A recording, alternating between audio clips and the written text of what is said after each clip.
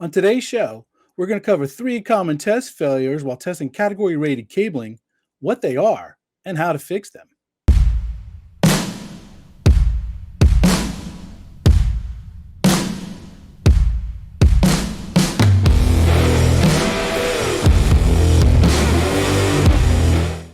Welcome to the show where we tackle tough questions submitted by installers, project managers, estimators, and IT personnel, even customers.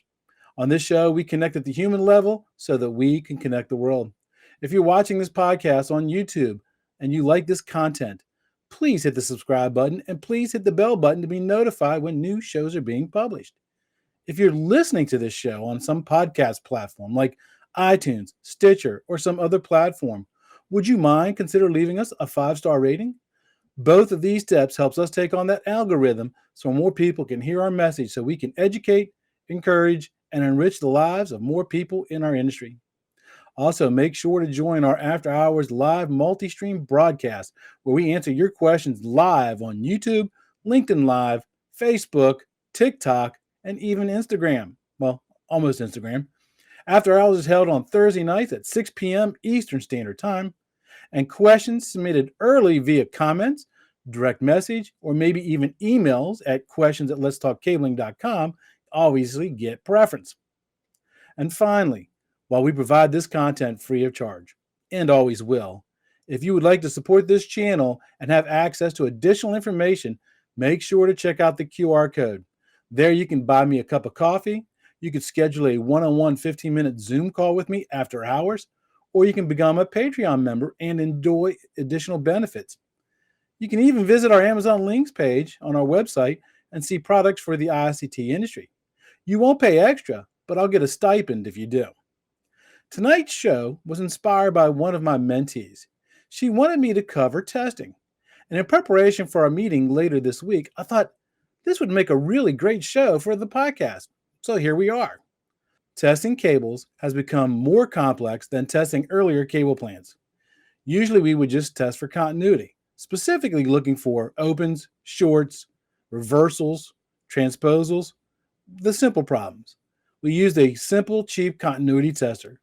When compared to today's complex analyzers, they were easy to use, and as long as you didn't plug them into a live circuit, they would last a pretty long time. Now, because of the performance demands that we're putting in cable now, and the network requires us that we measure and document more items that were previously only done by laboratories by people such as scientists. How are we simple knuckle-dragging cable pullers supposed to be able to comprehend and fix those issues? Now, obviously, I use the term knuckle-dragging sarcastically. I was once in a meeting with a group of people, engineers as a matter of fact, and one of them referred to cable installers as knuckle draggers. Now, obviously, I took grave offense to the issue, and as you know, I know more cable pullers than he does. However, it is a cable stereotype for cable installers emanating from about 20 years ago. There was an organization who put out some literature stating that the average education for a cable puller was an 8th degree education. Now, in today's environment, that's just simply not true. Even though the cable installers of today are more computer and program savvy than those installers of the past, testing is still complex. In order to know how to fix what that cable tester is telling you is wrong, you have to understand what causes those issues and how to fix those issues. I want to cover 3 common problems installers will come across. I will explain what they are and how to fix them. But I don't want to assume that everybody listening to the show, though, has tested cables with a certification tester or even knows a few of the basics. First, the 2 types of tests that we perform for horizontal voice and data cabling, those tests are called permanent link and channel testing. Now, most certification testers have a device like a master and a slave, or they might call it a main and a secondary. Some of the new test functions can now function as either giving us even more flexibility while testing. It just depends on which one you want to be the master. Usually the master does the heavy lifting and the slave unit just measures and reports back to the master unit. When performing a permanent link test, you will need to attach 2 permanent link heads to the testers. The permanent link head has a device that attaches directly to the tester and has a patch cord light coming out of the head terminating on a male AP8C modular connector that plugs directly into the port on the patch panel and the female AP8C connector sitting on that faceplate. Once the permanent link has been attached to the tester, though, it activates an algorithm inside the tester which dismisses any crosstalk or return loss issues associated with that permanent link cord. Now, it measures from the port on that patch panel through the cable, any consolidation or transition points to the connector on the faceplate. The certifier is measuring the part of the cable plant that's considered to be permanent. Once installed, though, nobody except a trained technician should be removing that faceplate. Often, if an end user does, they can void their warranty from the manufacturer. It's called permanent because it's considered to be permanent. The next test that you may do is called a channel test. This will require using a different set of heads to be placed on the tester. Now, these heads have a female AP8C connector on that head. In order to conduct a test, you will need 2 brand spanking new patch cords, and you're going to plug them into the heads and then the other ends into the port on the patch panel and the port on that faceplate. The channel head measures from just past that first modular plug on the patch cord, through the patch cord, through the port on the patch panel, through the cable plant, through the connector on the faceplate, through the patch cord on the other side to just before that male AP8C connector plugging in on the other tester head. It should be noted, though, that once this test is performed, then you have to leave those patch cords plugged in. If you want to test another cable, you will need to get 2 more patch cords because you just certified that those patch cords work with that connector, works with that cable, and works with that port on the patch panel. It is tested as a unit. Special note here, there is another type of head called a patch cord head. Those heads are either for testing performance of patch cords or for testing modular plug terminated link or MPTL applications. That's not a part of today's podcast. Now, the process for gearing up for testing is to basically just grab your certification tester from your warehouse or the other crew. Now, these testers range anywhere from about $9,000 to $20,000, so most companies make crews share them. They don't have a tester for everybody in the company because they're expensive. Once you are handed that tester, take the tester bag, take the case, open it up the case, and verify the contents. Make sure that both testers are in that bag. Make sure both permanent link heads and both channel heads are in that bag. Make sure the instruction manual and the charging cords are in that bag. I learned that one the hard way. Then give the tester and all the components a quick look over. Pay special attention to any bent pins, cracks in the cords, or missing clips on the AP8C connectors.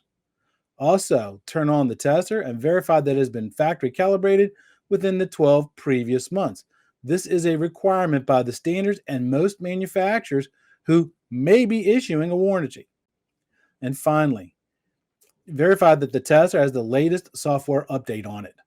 If you're not sure, then call the manufacturer, ask them what is the latest version of the software. They'll tell you.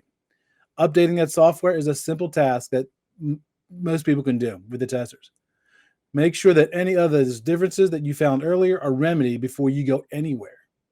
Now, once you get on the site where the testing will be performed, ensure that the batteries are completely charged before you begin testing. Inaccurate test measurements can occur with low battery levels. Next, go to the settings feature. And every tester is a little bit different here, but they are still somewhat similar. Enter in your name as the operator, the project name and the date you're doing the testing, the customer's name, and maybe even the customer's project number. Then you're going to want to set the tester up for the type of cable that you're going to be certifying. So if you're testing for Category 6 cable, ensure that the tester is set up for Cat 6 cable and pay attention to whether it's set up to shielded or unshielded cable. Now, in addition to everything I just covered, you may also have even some company-specific procedures to follow as well. Make sure that you do, or your project managers will become very angry, and nobody wants an angry project manager. Once you start testing, there are 4 possible results that you may get. They are pass, star pass, fail, star fail. Now, pass means you're good to go. It means that cable meets the electrical characteristics that were set out by the standards, and you get the big green check or you get the pass on those test results. If you get a star pass or a star fail, That indicates that one or more of those tests are within the accuracy limits of the actual cable tester. It's either just barely a pass or just barely a fail, but the tester can't make a good determination because it's within the accuracy limits of the tester. Now, once you receive either one of those, either look at the test result to determine which specific test that is that failed, and then fix that issue within the cable. Fix that issue, and then retest the cable. Now, the first and probably most common issue found that you're going to deal with is called a wire map fail. Now, the tester is going to show you a graphical representation of the pairs in the cable and where they're going to land on the port on that faceplate or that patch panel.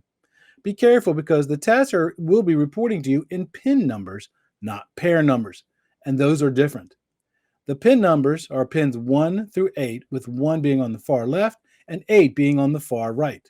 Now, the pair numbers are blue is pair 1, orange is pair 2, green is pair 3, and finally brown is pair 4. So if your tester reports a problem with pin 1, that tester is not telling you it's the blue pair because the blue pair lands on pins 4 and 5. So remember that. The tester talks to you in pin numbers, and we generally think in pair numbers. This is where that graphical representation on that screen is going to help you a lot because you want to see those lines go horizontally from pin 1 on one side of that graph to pin 1 on the other side of that graph with no opens or crossing over to different pins. So pin 1 should go to pin 1, pin 2 should go to pin 2, and so on. Now, unless you make a crossover cable, which is becoming rare in our today's environment, especially with auto-sensing network equipment. If you have a crossover cable, you'll see crossovers. You will want to look to make sure that there are no opens, no shorts, and an open will be indicated by a break somewhere in that horizontal line. And you'll be able to tell which conductor with the TDR function and within that certifier, and you'll be able to tell where that pin or that conductor is broken. You may also see transposed pairs where entire pairs are swapped with each other. The blue pair might go from the blue pair on the one side, but land where the orange pair is supposed to on the other side. That's called a pair transposal. This is common, especially if one side is terminated T568A and the other side was terminated T568B. The second issue I want to cover today is insertion loss. Now, in the past, we used to call this attenuation. Now, while they're similar, there is a small difference between the two, but generally, those two terms are synonymous. The tester will send a signal down the cable. As that signal in the form of electron travels down that cable, it becomes weaker. Now, the tester on the other side will measure how strong the signal is when it comes out the end of that cable, and it's going to report that back to the main unit. In this scenario, you want a small dB number. A couple of things can cause insertion loss, and length, which is probably the most common, is going to be one of them, and probably the most common one that you're going to fix. So first you want to do is you want to verify that your cable does not exceed 90 meters or 295 feet for a permanent link, or 100 meters or 328 feet for a channel. Other things that can cause insertion loss failures, but not quite as common as the excess length, include setting the tester up incorrectly. For example, you set the tester up for Cat6A and you're now testing 5E cable. Or better yet, the previous person who was testing cable was testing Cat6A cable and you're testing 5E and you forgot to change it. Another issue could be poor quality or field-constructed patch cords. They can also cause insertion loss if you're doing channel testing, but they're a little bit more rare. Excess heat can also cause insertion loss failures. If your cable runs over top of red iron right under the metal panel of the roof, it's being exposed to high heat. And when it runs through warehouses or foundries or other type of hot environments, that can cause excess insertion loss. Now, while this can happen, it's not as common as the other factors that we discussed just a few moments ago. However, you should be aware of this just in case that you have to try to address this while out in the field and you fix the other problems, but you're still getting that fail on the insertion loss. This could be the issue. The third common problem is when the cable fails from EMI in the forms of near and crosstalk, far and crosstalk, power sum near and crosstalk, power sum far and crosstalk, and alien crosstalk. Now, those fancy names just tells you where the EMI is happening and which pairs are going to be involved. Now, EMI stands for Electromagnetic Interference, which is basically going to be defined as when one electric or electronic device interferes with another electric or electronic device. Think about when you're toning cables. that tone or signal will bleed over to the other cables in close proximity in that bundle with that toned cable. That is EMI. EMI has three components: an interfering source, a susceptible unit, and a coupling between those two. Now, in the scenario I just described with the cable being toned, the cable with the tone attached is the one with the interfering source. The other cables in the bundles are the susceptible units, and the coupling between the two of them is going to be distance. If you're going to move the cable with the tone away from the bundle and then stick the probe back into that bundle, you'll notice that that tone signal will decrease or potentially even go away from the cables in that bundle. There's two ways to get rid of EMI. That is separation or metallic barriers in the form of shielding or metal dividers or potentially even conduit. Conduit is the best way to get rid of EMI, but it's also the most expensive and the least way that we can do moves, adds, changes in the future. In order to provide a complete understanding, there's also EMC, which stands for Electromagnetic Compatibility. EMC is the exact opposite of EMI. It means that those two devices or those two cables do not interfere with each other. I want you to think about the computer and a printer attached to your computer, maybe sitting at your desk. Now, those two devices are in very close proximity to each other, but yet they don't interfere with each other. Let's go through those issues. The first one, near-end crosstalk, abbreviated NEXT. It is how much one pair interferes with another pair at the near end of the cable. For example, the blue pair would be interfering with the orange pair at the near end. Far end crosstalk is the exact same thing, but it's happening at the far end of the cable. Now, power sum near end crosstalk, abbreviated PSNEXT, and power sum far end crosstalk, which is abbreviated PSFEXT, are how much those three pair inside that cable interfere with that remaining pair at either the near or the far end, depending on which one fails. If you get a far end crosstalk failure, then the issue is going to be at the far end of the cable. Power sum near end crosstalk and power sum far end crosstalk are important to us because to get to 10 gig over copper, we use all four pairs inside that cable, unlike 1 gig, which only uses 2 pair. We need to know how those pairs behave with each other within that cable jacket, especially at the higher frequencies, which are going to be required by Cat6 and Cat6A cable. Cat6A performs to 250 megahertz, Cat6A performs up to 500 megahertz. One of the most common issues with near-end crosstalk, far-end crosstalk, and the power sum crosstalks is too much untwisting at the pair terminations. This is why you want to keep your cable jacket as close to the jack or the back of the patch panel as you can possibly get it. This will help you avoid untwisting too much of the pairs. Now, you're allowed to untwist up to 1/4 of an inch for Cat6A and up to 1/2 an inch for Cat5e or Cat6.